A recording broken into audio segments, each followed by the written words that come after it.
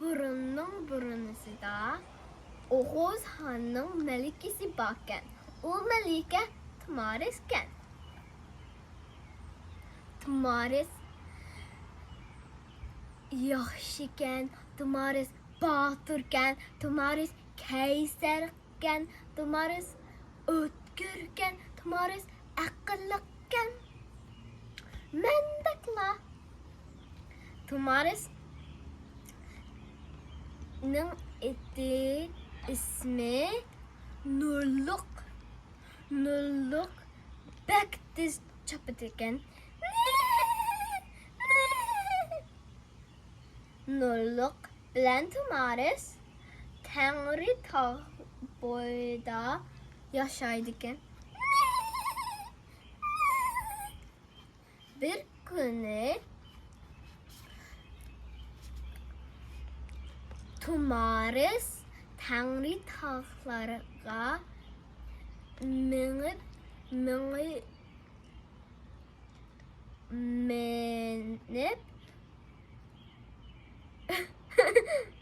Nurluk'a menip Tengri tağlarına çapıptı.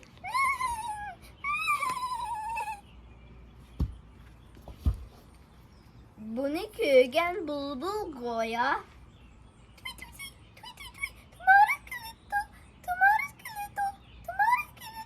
dep sakraptı.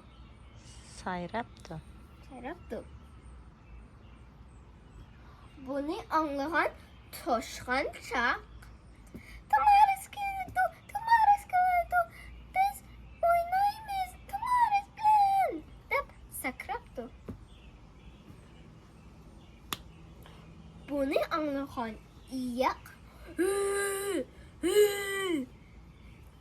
biz Tumaris bilen oynayımız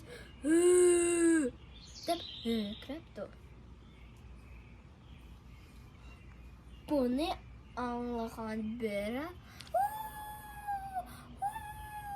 biz oğa çıkamayız Tumaris'le dep hökrepti. Bunu anlayan köknür biz Tumaris'le oynayımız. Biz Tumaris'in atığı Minimiz. Bunu anlayan boğa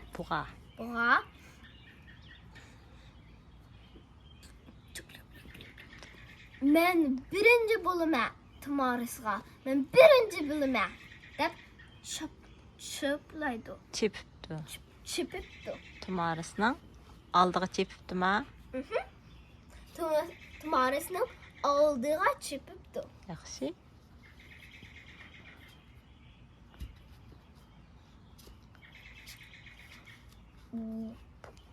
Bu vakıtta Tumaris kilipti. Eslam. Bellikim eslam. Biz oğulaylı. Oğa çıkaylı. Oğa çıkaylı. Dep oğlaptı. Oğa çıkıptı. Dep oğa çıkıptı.